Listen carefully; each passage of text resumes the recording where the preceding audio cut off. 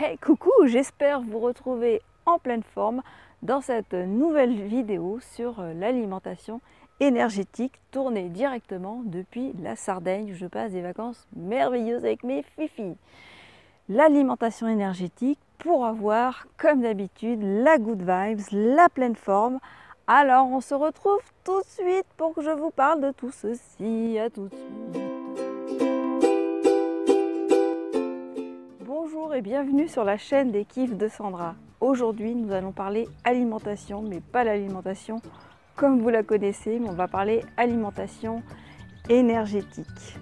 Alors, qu'est-ce que l'alimentation énergétique? L'alimentation énergétique, c'est tout simplement ce dont on se nourrit, ce dont on nourrit notre mental, nos habitudes quotidiennes, notre conscience. Voilà, c'est tout ce qu'on ne met pas dans le corps par l'intermédiaire de notre bouche, mais par l'intermédiaire de nos fréquentations ou de ce que l'on regarde à la télé ou de ce que l'on apprend, des gens que l'on côtoie, etc. Donc on va faire un tour complet de ce qui peut concerner en tout cas la nourriture énergétique. Le premier point, ça va être nos fréquentations.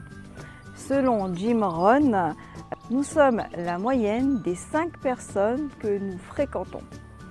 Donc, la moyenne des 5 personnes que nous fréquentons, posons-nous la question, qui c'est que je fréquente toute la journée, toute la semaine, le plus souvent? Est-ce que ce sont des gens positifs, joyeux, bienveillants et qui ont envie d'apprendre, qui ont envie de rigoler, ou est-ce que ce sont, à contrario, des gens tristes, râleurs, qui jugent tout le temps et qui n'ont pas du tout envie d'avancer dans la vie, qui n'ont pas envie de passer à l'action. Car tous ces gens que nous fréquentons ont une influence énorme sur nous, comme nous avons une énorme influence aussi sur tous les gens que nous fréquentons. Le deuxième point dont je veux vous parler, c'est la télévision. Car à la télévision, il y a du très bon comme du très mauvais. Donc déjà, comme l'alimentation classique, on va prendre conscience de ce qu'on a l'habitude de regarder à la télévision. Est-ce qu'on a l'habitude de regarder des programmes joyeux, positifs, ou est-ce qu'on a plutôt l'habitude de regarder les informations, les publicités, des films d'horreur, des choses comme ça? Car la télévision nous nourrit aussi, qu'on le veuille ou non. Est-ce qu'on est tout le temps en train de zapper? Donc là, il n'y a aucune conscience dans ce que l'on fait. Est-ce qu'on choisit ces sujets en conscience? Est-ce qu'on la regarde tous les jours, tous les matins au réveil, tous les soirs au coucher? Qu'est-ce qu'on fait avec cette fameuse télévision? Posez-vous cette question. Il y a un truc très sympa quand on a une télévision éventuellement. Bon, l'idéal, ce serait peut-être de ne pas en avoir, mais si on ne peut pas s'en passer, ce serait de se dire je vais choisir un replay et le regarder de temps en temps. Et là, à ce moment-là, c'est plus la télévision qui nous gère, mais c'est nous qui gérons la télévision. Pour toujours dans ce même but, c'est d'avoir en fait une bonne vibration. Et plus on va être dans le négatif, plus on aura une mauvaise vibration.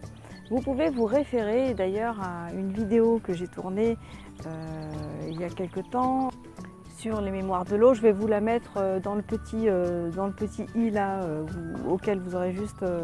sur lequel vous aurez juste besoin d'appuyer. Mémoires de l'eau de Masaru Emoto. Tout ce que l'on dit, pense, regarde, fait, nous apporte soit une bonne vibration, soit une mauvaise vibration.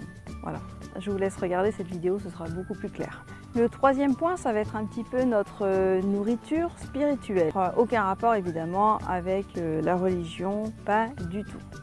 Mais c'est plutôt encore se mettre en mode observation. Quels sont nos agissements, notre façon d'être avec les autres, notre façon d'être avec nous-mêmes? Est-ce que l'on fait de son mieux? Est-ce qu'on essaye d'évoluer dans la vie? Peut-être des stages de développement personnel en s'offrant des lectures qui vont nous apprendre quelque chose. Aller à des conférences afin en fait toujours d'apprendre, d'évoluer, être curieux. qu'est-ce que la vie nous a apporté de neuf, de nouveau, de beau. Qu'est-ce que je peux construire dans ma vie pour créer mon propre bonheur par moi-même et ne plus l'attendre des autres. S'apporter donc de l'amour, des connaissances. Voilà, c'est vraiment toujours dans l'intention de créer une vie meilleure, de ne plus courir après le bonheur, mais de le fabriquer finalement. Le quatrième point, ça va être nos pensées. Alors, on a des milliers de pensées qui nous traversent l'esprit tout le temps, tout le temps, tout le temps, tout le temps. C'est normal, hein, c'est totalement normal. Ne vous inquiétez pas, si vous pensez tout le temps, c'est normal. Le seul moment où on n'a plus ces pensées lancinantes dans notre tête, c'est quand on dort profondément. Donc c'est tout à fait normal. Et ce qui va être encore une fois intéressant, c'est de se mettre en mode observation et d'apprendre à ne pas alimenter certaines pensées. Vous savez de quoi je parle. Par exemple, il y a une pensée qui me vient dans la tête. Alors, on va dire une pensée négative qui me vient dans la tête et je vais l'alimenter.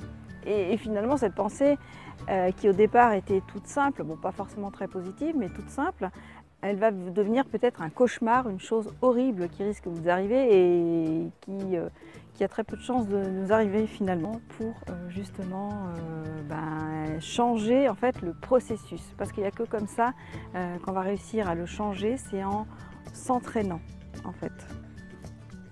On peut aussi gérer toutes ces pensées grâce à des méthodes, donc ça va être de la sophrologie, ça peut être de la méditation ou de la respiration consciente, du yoga, voire même du sport. Quand on fait tout ceci, quand on est en mode sport, en mode yoga, en mode méditation, on tâche vraiment de ne pas alimenter ses pensées. C'est encore plus facile, je pense, avec le sport et le yoga où on peut vraiment se lâcher. La méditation, on est tenté, mais c'est pas grave, avec l'entraînement, on peut y arriver. Évidemment, c'est pas à pas qu'on arrive à changer toutes ces habitudes, toutes ces nouvelles habitudes qu'on a envie de mettre en place dans sa vie, toujours pour être mieux. Et c'est pas après pas qu'on va réussir aussi à obtenir quelque chose, c'est-à-dire de nouveaux ancrages, de nouvelles façons de penser. Notre tête, notre cerveau est un petit peu comme un ordinateur. On a des données de base qui nous ont été données à la naissance, on a des données qui nous ont été données quand on a été élevé par nos parents, par l'école, par l'église, enfin peu importe, par toutes les personnes que nous avons côtoyées. Ça a créé nos données. Et toutes ces données-là, on ne peut pas les enlever comme ça d'un coup. C'est pas après pas, c'est petit à petit qu'on va enlever, changer ces données pour en mettre de nouvelles afin de pouvoir évoluer comme on le souhaite, tout simplement. Donc toujours à votre rythme, surtout ne vous pressez pas. Je suis un petit peu personnellement pressée tout le temps, je suis tout le temps pressée d'évoluer. Mais en fait, je vois bien moi-même, hein, je vous avoue quelque chose, je me mets des bâtons dans les roues toute seule. Je suis 100%, je suis d'accord, je suis à 100% responsable de ma propre vie, de mon évolution. Et quand je veux y aller trop vite, je me mets des bâtons dans les roues quelque part. Donc allons-y doucement, pas après pas. Vous voyez, je le dis pour vous, mais je me le répète en même temps pour moi. Et c'est comme ça que cela va fonctionner. J'espère que cette vidéo vous a plu. Je vous souhaite une merveilleuse semaine. Surtout, n'oubliez pas à liker cette vidéo, à la partager si elle vous a plu, à vous abonner à ma chaîne YouTube et laissez-moi des commentaires en dessous de la vidéo, qu'ils soient positifs ou négatifs. Évidemment, je suis prête à tout entendre et surtout à échanger avec vous. Voilà, je vous dis à la semaine prochaine.